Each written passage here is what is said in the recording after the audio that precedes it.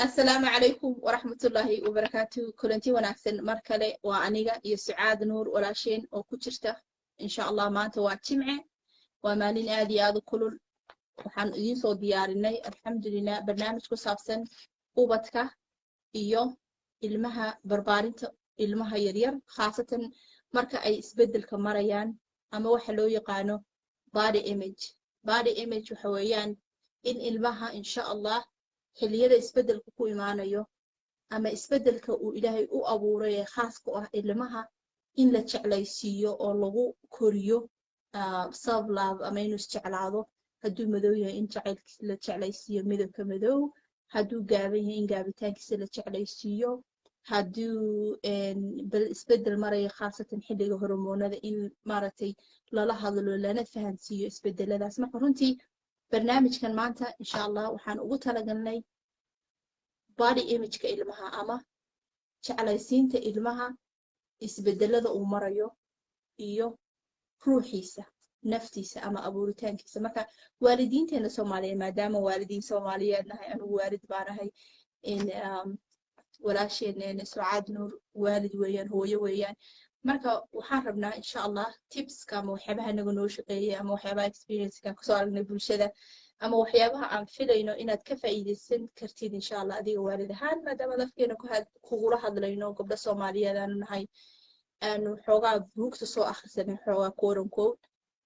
insha Allah waxaan rabnaa isbedel iyo inaan kuu soo gudbino anagoo tan u aragnay faa'iido insha Allah marka Sucaad Nuur walaashiis meel kale ku soo dhawow barnaamijka aad baad ugu mahadsantahay Sucaad Nuur waxay baratay clinical social work weeyaan sidoo kale waxay baratay mental health therapist weeyaan waxay la soo shaqaysay klinikada ama meelaha lagu dabiibo dadka maaragtay in mental health disorders ka qaba marka experience bay u leedahay waa gabar masha Allah haysata master's degree oo runtii experience u leh khaasatan early childhood-ka ama ilmaha development-iga xilliyada hore maaragtay marayaan soo baratay marka soo dhawow Sucaad Nuur insha Allah walaashiis shukran Abaya thank you so much adowahay I'm excited to be here again topic-adan waa topic muhiim ah u baahannahay nafteeda ana u baahan inaan isxasuusiyo ka waalid before anybody else annagana aan u baahanaa waxaan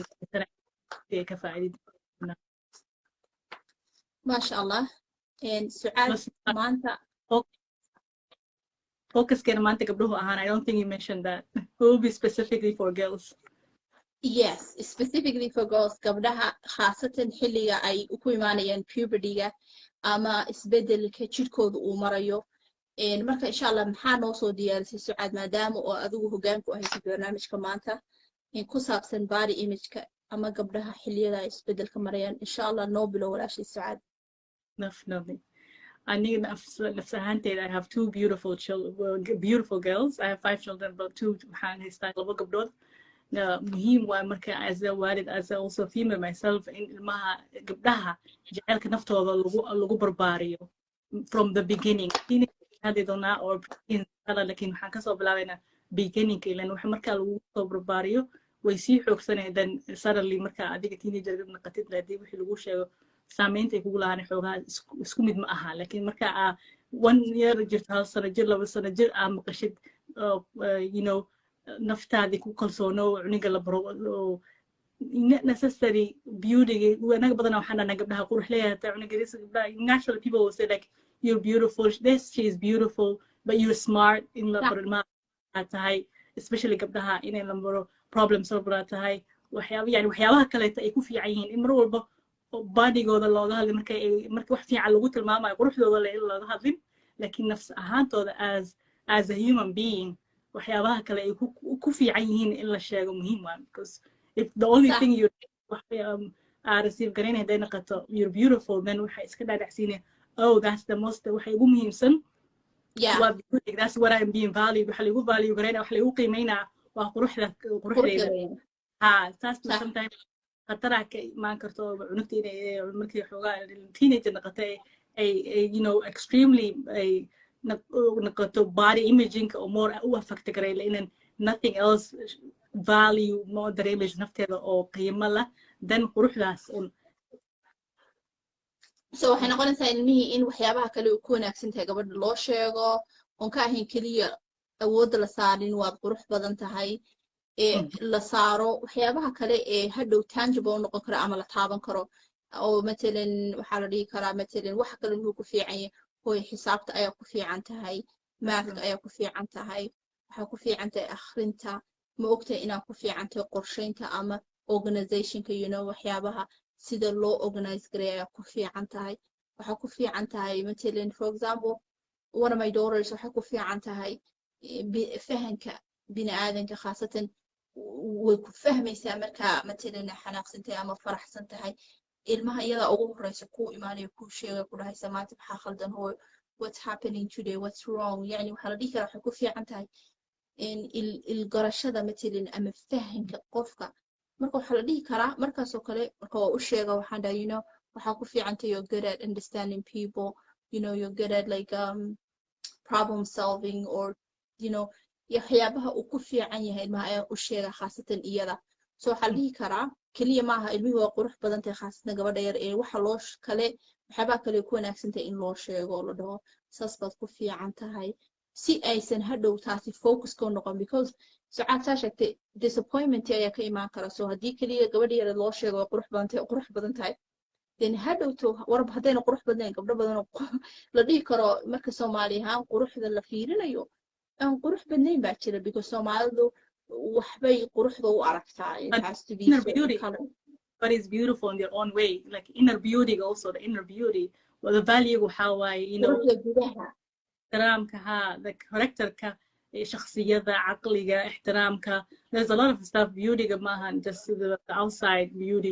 what society calls beauty because waa wax la soo design waxa beauty loo yaqaan mise quruxda waa usually the typical gabar cad oo skinny neela ama lijir Somali I don't know so that's the beauty or timajilahsan but that's not the real beauty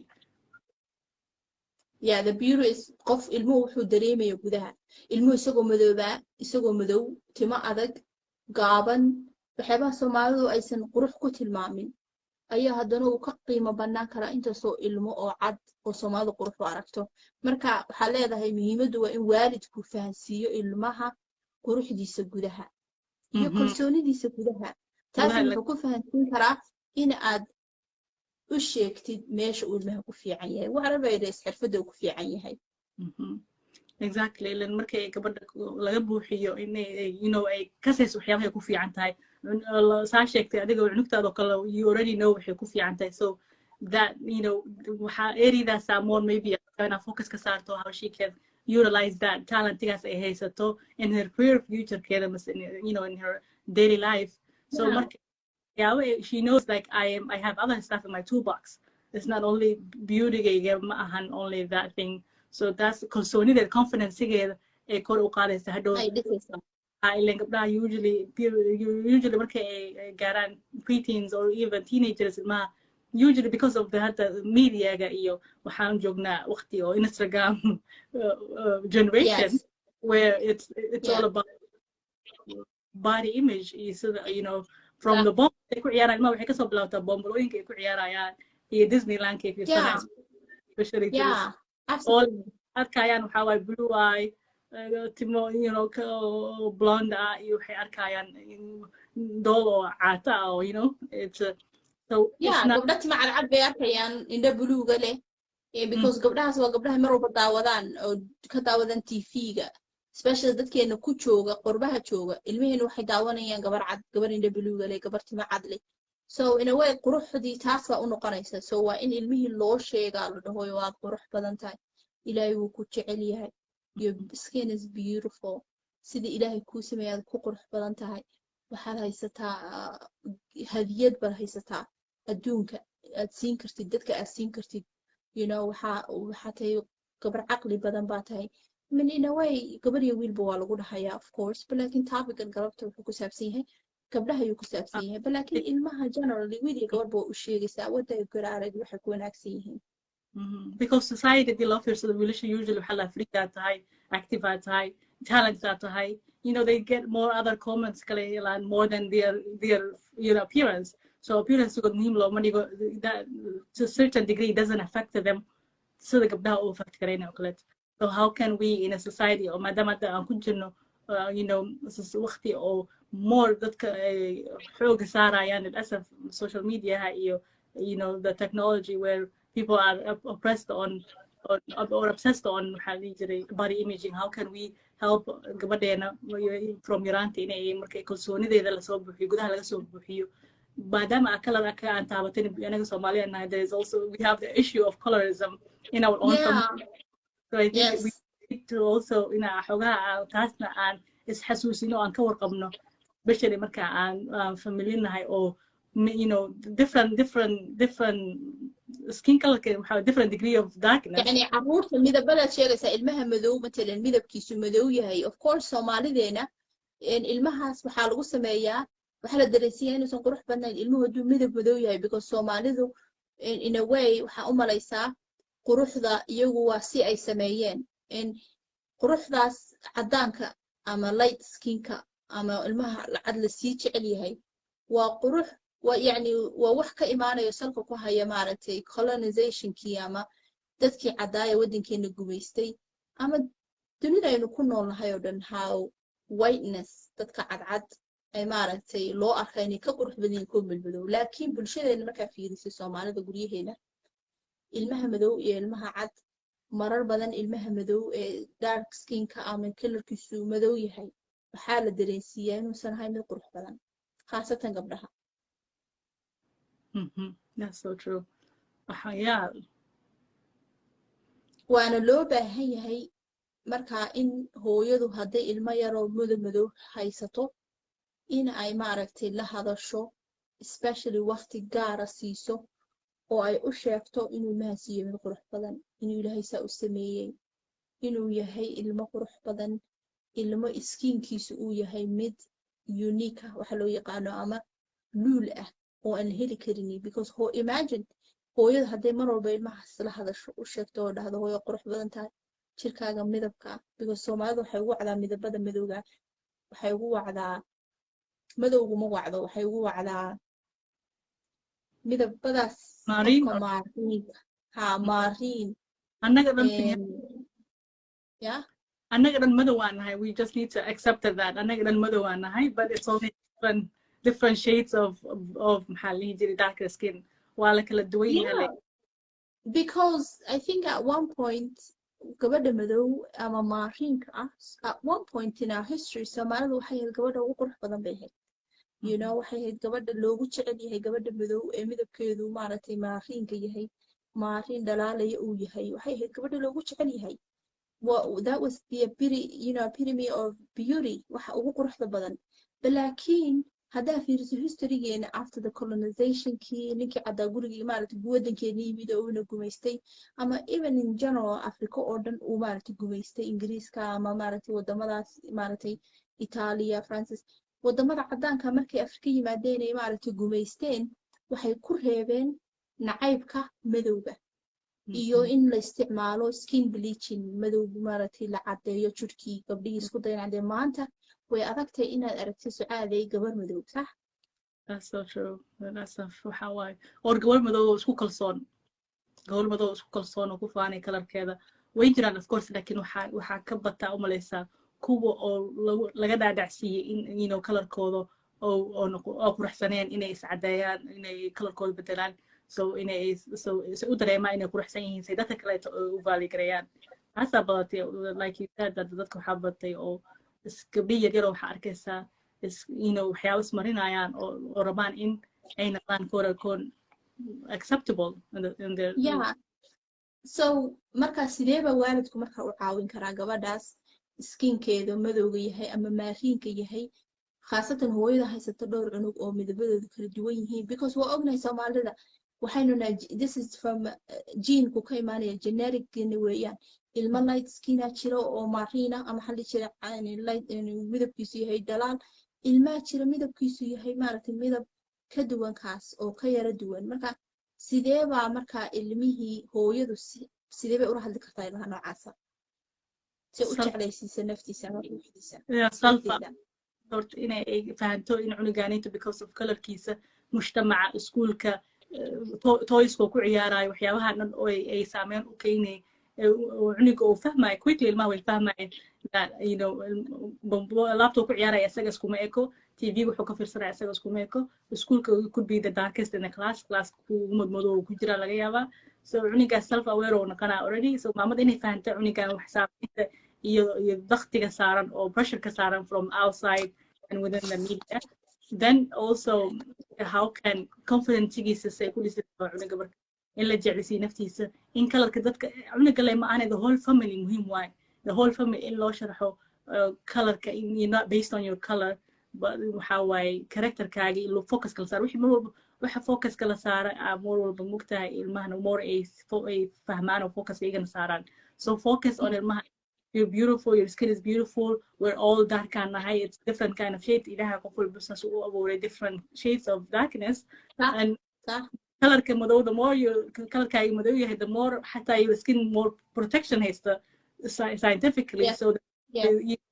there is benefit like mahana وحمان كمان جرت dark kind of skin. So هذه مركا أي المها اللي إلى nicknames مدوي you know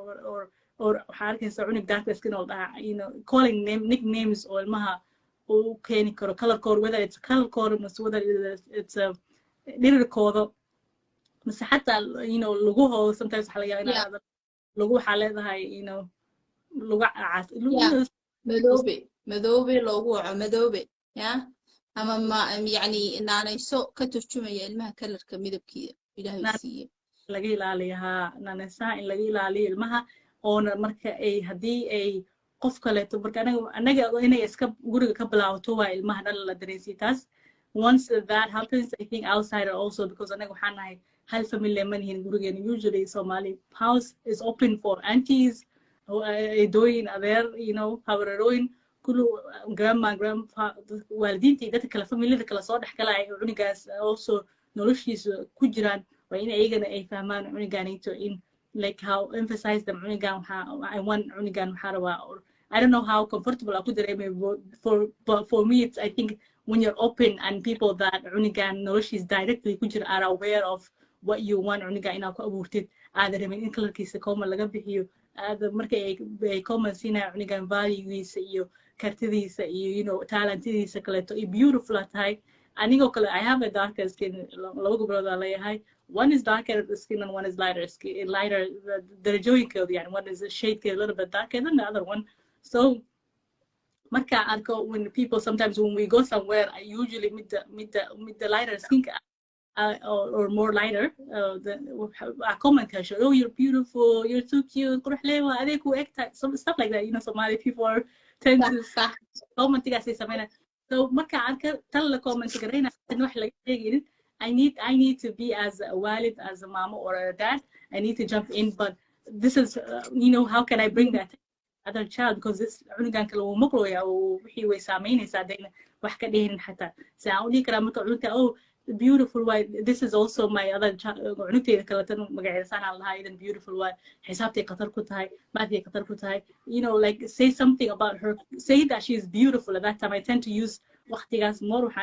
beautiful because I want to emphasize like she's beautiful, but at the same time I want to also bring other thing about what else I know and I share about my child when I introduce other people. I don't want to, you know, or when I see other people commenting about their color only, how can I shift the attention from the color and also waxyaabo kaleeto oo ilmaha ay ku fiican yihiin so because it doesn't become about the color